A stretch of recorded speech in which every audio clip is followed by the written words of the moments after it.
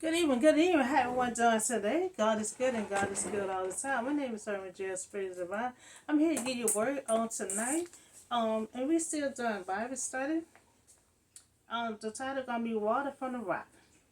And we're also gonna do the Ammonites was defeated. It's gonna come from Exodus chapter 17, verse 1 through 7.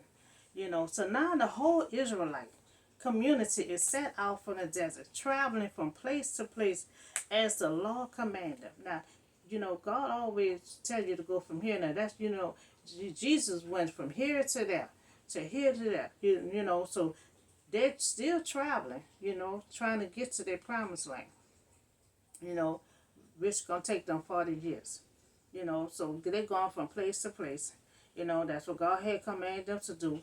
They camp out at River Dam, but there was no water. Where they camp out at, it was no water, for them to drink. So now there is no water. And the Israelites are complaining again. So now remember, God had provided food for them. And, yesterday I put out, God provided food, just rained down food for them. And before that, He did provide water for them, for them from heaven, So instead of them praying, and connecting with God, they give, connected with God, to give them water. All they have to do is pray and connect with God and let God know what you need, But they took their request to Moses. They took all their anger and request to Moses, So Moses got upset, Moses had replied, why complain to me? Put the law to the test. So he gonna tell them, put the law to the test. Because he getting tired of them keep coming to him. So the people they are thirsty. They are thirsty and really not trying to hear what Moses is talking about. They're thirsty and all they know, they want water. And they continue on complaining to Moses. So the Israelites said, why you bring us up here, from out of Egypt, to livestock to die of thirst. They always say that. Every time they come to trouble, why you took us out of Egypt. You took us here, the livestock, to die of thirst. You should have left us where we was at. Every time they get in trouble, every time an obstacle get in their way, they always want to say they want to go back. When obstacle get on in my way, I ain't never gonna say I want to go back. I could continue on moving forward and just cross over these obstacles. I might share some tears, but trust me, I don't stop. I don't want to go back. I cross over the obstacles, and that's what we have to do. So move. So Moses cried out, and see, Moses getting frustrated. Remember he got 2 million people he had to lead. So when he came, when they don't listen to him, then he turned around and he cried out to the Lord. She cried out to the Lord because he don't know what to do with these people. They coming at him, hooping and hollering, talking about they thirsty. Why you got us out here to die of thirst? And Moses said, it seemed like they're ready to stone him. He said, it seemed like they're ready to stone me, God. I don't know what else to do with these people. So now the Lord replied, to Moses. He said, go out in front of the people. Take with you the elders. Now he's gonna be the elders with him, and take your staff, take your staff with you, which you strike the neighbor river, and go. So now God give Moses instruction on how he will provide water for them. See, God gonna keep on looking out for them. So now God giving Moses instruction on how he gonna provide water for them. He said, take the elders. See, God always, he like witness with him. He said, take the elders with you. Take the elders with you. And I'm going to show you how he gonna provide water for them. So now God will stand there before them. God gonna stand there because see, Moses' power is not Moses' power. It's always all power is God power. That's why God said, I'm gonna stand right there by you. I just need you to take your staff with you. You go to that Nova River, and I'm going to tell you what to do. So God will stand before Moses, by the rock. See, nobody else is not going to know God's right there by that rock. Nobody but Moses. So he said, I'm going to stand right there by the rock, the Huron mountain. That's the name of that mountain. Now, God said, strike the rock, and the water will come out of it for the people to drink. You know, so God is providing water for them again. Now, see, it's going to be another time that they're going to be crying out for water. And Moses not going to follow the instruction like he did here. See, he followed instruction here because God was standing right there by him, by that rock. It's going to be a second time that they're going to cry out for water. He not going to call out to God. He going to talk and speak to the rock, hit the rock, the water come out, but that's not how God told him to do. Here God said, strike the rock. He didn't say talk to the rock. Strike, hit the rock, and then the water would come out. Water will come out. I mean, I saw the video. It's so much water came out the rocks everywhere. And that's 2 million people. It was enough water for everyone to drink. So Moses followed God's instruction, and he did this in the sight of the elders of Israel.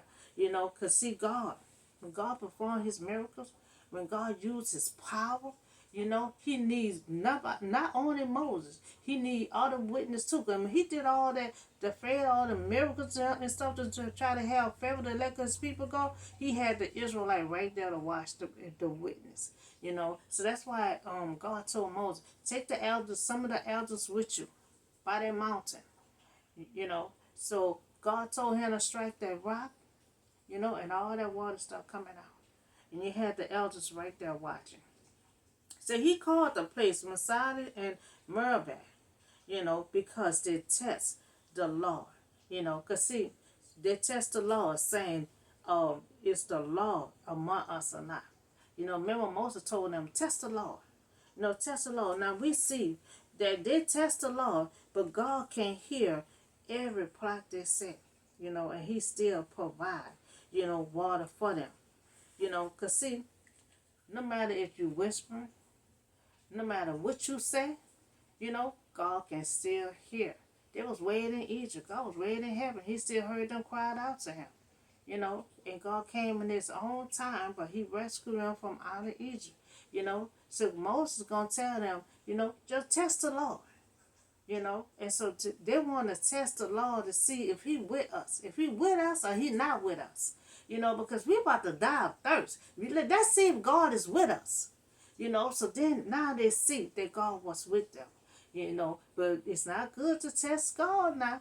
Even though he provided and he saved you because of Abraham, don't keep testing. So the Israelites complain again. Instead of them praying and get connected with God, the church, to confront Moses. So instead of them connecting with God, they choose to confront Moses. And Moses told them to test the Lord. Put God to the test. We know it's not good to put God to the test. He heard it. To see if he with us or not. We see that God was with them. God was with them. He provided that water for them. He told Moses to hit that rock and all that water started coming out. So we see that God was with them and he provided again for them. We see that God will always take care of them due to the covenant, he made with Abraham.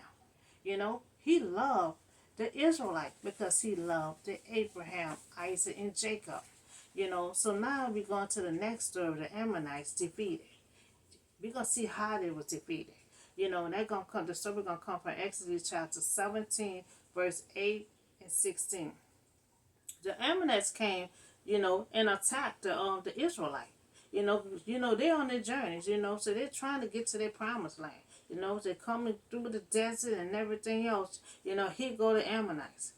So they want to fight the Israelites. At the river dam. They don't know that God is with them. So now Moses are sending Joshua. Now it's the first time we hear Joshua's name. Joshua to chose, He's telling Joshua, giving Joshua instruction. He's telling Joshua, to choose some our men, to go out to fight the Ammonites. So Moses said tomorrow he will stand on top of the hill with the staff of God in his hand. And Joshua, you fight among the Ammonites as Moses ordered. So Moses and Aaron and Hur went to the top of the hill. So he gave Joshua instruction for Joshua to, take some of our men with you. You know, take some of our men with you. I'm trying to see, because I know the elders, he gonna take some of the elders with him. Take some of the men with you, and you go fight the Ammonites because they're attacking the Israelites. So as long as Moses had up his hand, the Israelite was winning. You know, long as he had his hand raised up with that staff, the Israelite was winning. But Moses already kind of old, so his hands start getting tired, and it start going down. And every time it was going down, the Ammonites was winning. And so he have the two, he have his brother, and he have Herb. He had them two had to take one hand on one side, the other hand on the other side to keep him up, to keep his hand up. As his hand kept on being up and they kept on holding it on both sides, the Israelite were winning. And that's how the Israelite had defeated the Ammonites, because you had two of his men hold his arms on both sides to keep it up so the Israelite can win. And we see that they won. They defeated the Ammonites. So when Moses had grew tired, they took a stone and put it under him, and he sat on it. He sat on it while Aaron and Hur held his hand up on each side, and so that his hands remained steady until they defeat the Ammonites. So Joshua had overcome the Ammonites. He was in charge. The army with the sword. He won and he overcame the Ammonites. Long as they kept Moses' hand up, he was winning and he won. So then the Lord said to Moses, and see, Joshua did a good job. And trust me, God is paying attention to that. Because see, down the line, God gonna be the one that gonna choose Joshua to continue on leading the Israelites to their promised land.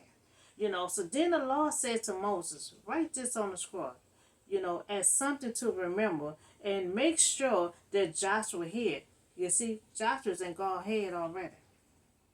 He said, as you writing that down, just hold up, wait till Joshua come, so Joshua can hear this. So Joshua already was on God's mind already. He's seen how Joshua just took charge, took instruction and just took charge, and he was just doing what Moses had told him to do, and he defeated.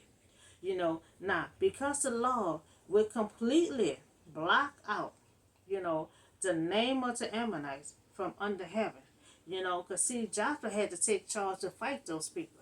That's why God had to make a statement. That's why he said he's not going to make a statement. He said, wait till Joshua comes, you can hear. Because see, Joshua had took charge, and he had to beat the Ammonites, because they were attacking the Israelite, and the Israelite is God's favorite, chosen. He loved the Israelites. So anybody helping the Israelite, he gonna take favor on that. So because the Lord will completely block out the name of the Ammonites from under heaven.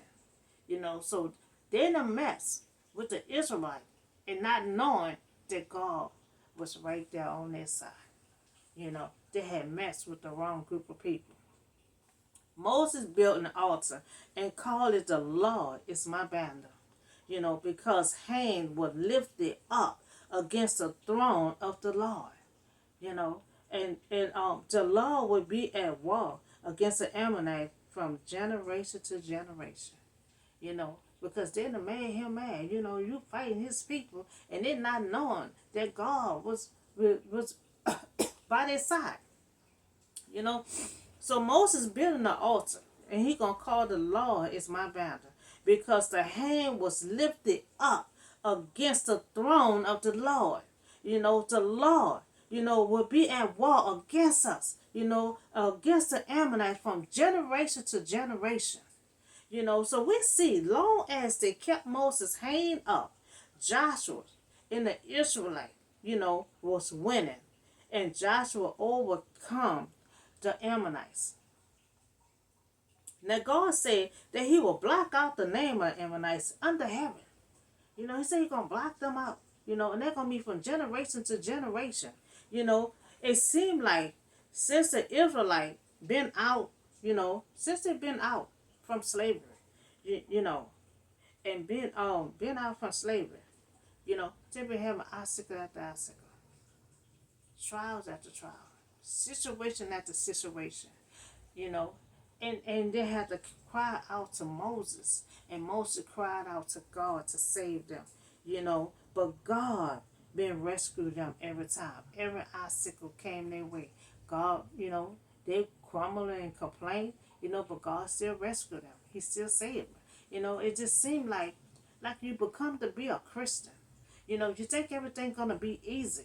You have storm after storm, obstacle after obstacle, situation after situation, and you think you're gonna be easy when you become to be a Christian. You know, but things just get harder and harder. And so but the Israelite cannot handle it. Every time obstacles come, they wish they was back to Egypt. Instead of getting closer, to God. And that's how we have to do. A lot of time, I cry and shed tears, but guess what? When I calm down, what I do, I go and pray and connect with God. That's the best thing for you to do. You can't panic and be like, oh, I was comfortable where I was at. Let me go back. And that's how the Israelite is. They have situation. Ever since they've been released, been free from slavery, they've been having obstacles after obstacles. Instead of them praying and connecting with God, all they know is the comfort zone of Egypt.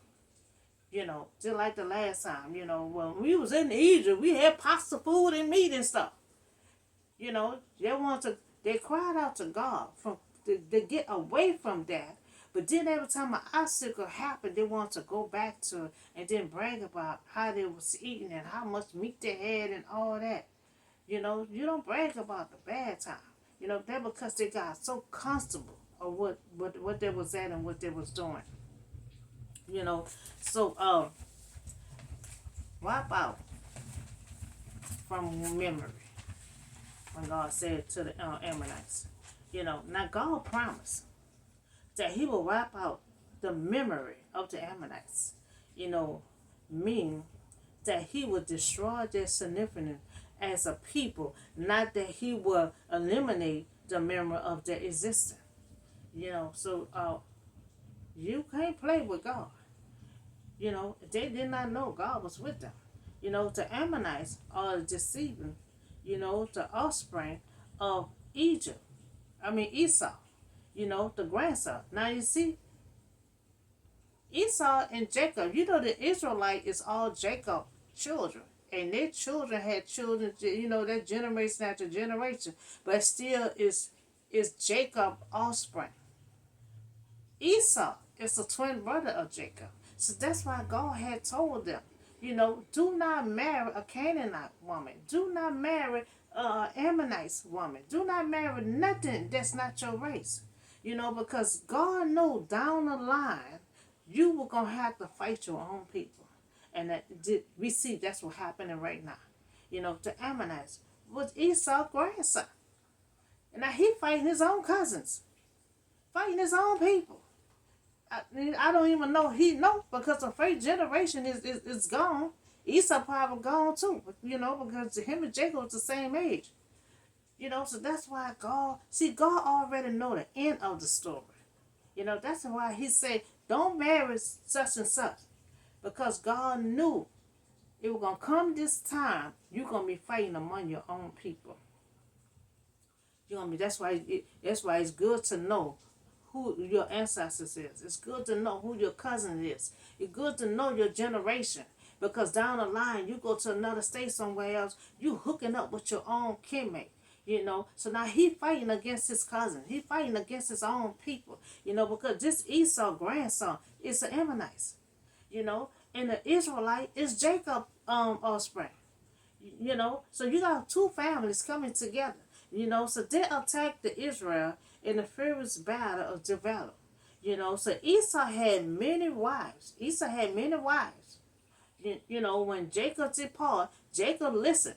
Abraham said, don't marry no Canaanite woman, don't marry no Ammonite woman. Jacob said, okay. He told Jacob what wife to marry. Go to your uncle house. He got some daughters there. Marry one of his daughters. Okay? Jacob listened. But Esau had many different kind of wives. Ammonites, Canaanites. He had all kind of different wives. And it's not good because when you're not here, your people not knowing who the rest of their generation is. So that's his grandson. It's the Ammonites. And there was tribes that lived in the desert. 'Cause remember Israelite going through the desert. And in the desert, it's their cousin that they don't know. Esau, the grandson. It's the Ammonites. So of the Dead Sea, they kill for pleasure.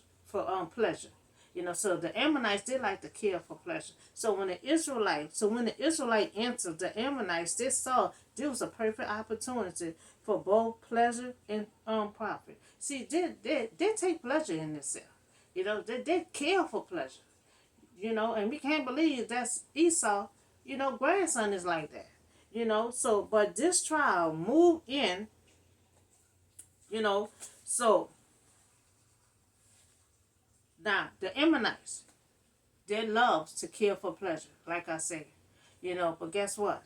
They move in on the wrong group of people this time. This group of people that enter got the mighty God on their side. So you mess with the wrong group of people that enter to your desert. So the trial that moved in on the wrong group of people led by God. And he did not know that was led by God.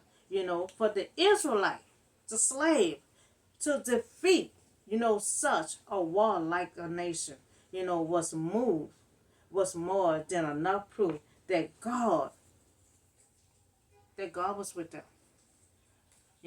God was with them. And see, the Ammonites, they love to kill for pleasure. That's all they do. When people enter into that desert by them, they just start killing people. But they couldn't do that this time. This time they was defeated. They was defeated, not knowing the Israelite was led by God. So they messed with the wrong group of people this time. So more than enough proof that God was with them as he had promised to be. See, God made a promise. He made a promise to Abraham, Isaac, Jacob. Now he said he gonna take care of your offspring. He kept telling Abraham that. He know Abraham was kind of old already. He said, I'm gonna take care of your offspring. No matter what. Now we see God is doing the aftermath. Abraham gone, Isaac, Jacob is gone, but we see that God is still taking care of the Israelite. The Israelite is Jacob offspring. And that's still part of Abraham.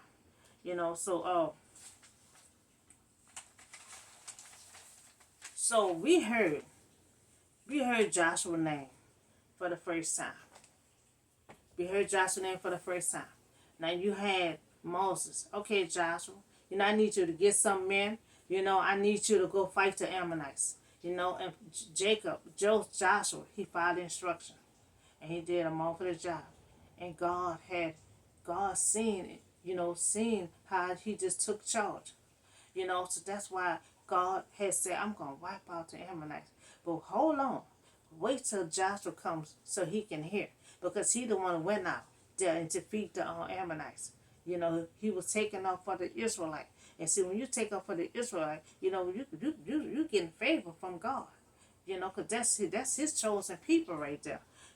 So later, we will see that Joshua will become the great leader, that who will bring God people into the promised land. So later on, we're going to see that Joshua going to be a great leader. He's going to be the one that's going to lead the Israelites to that promised land. And God gonna be the one that gonna pick Joshua. Cause seeing how Joshua just stepping out. He defeats the Amalekites. And he gonna be some more good things that Joshua gonna do. He gonna be a spy. He gonna spy out. And he gonna just the other spies, they're gonna come back with a bad report. Oh, they're too big, they're too big. But Joshua gonna be like, oh no, we can take them. We can take them. We got this. So God gonna see that he have bravery. He don't see tall people as a threat to him. He ready to take on the army. And that's what God like. Don't have no fear. And see, he gonna be a great leader. So the Israelite, as a general of the Israelite, the army, he was gaining valuable experience, for the greater battle to come. Cause see, by he gonna start working side by side with Moses, and Moses not knowing that sooner or later, Joshua gonna be taking your spot. So while he working side by side with Moses, Joshua getting experience. This was his first experience right here. He defeat the Ammonites. He ain't waste no time. Moses like, okay, get some of our men. The Ammonites attacking the Israelite out there. I need you to go and help fight the Ammonites. He ain't waste no time. He just went out there. And down the line we're gonna see, he gonna be the one gonna be one of the spies. The rest of the spies gonna come out. Oh no, they're too big. We like grasshopper to them. Oh no, we can't defeat y'all. Let's turn around. Let's go, y'all. Joshua said, oh no, hold up. No, I got this. We got this. We could defeat them. We could defeat them. See, Joshua was boldly. He was brave. He nothing wasn't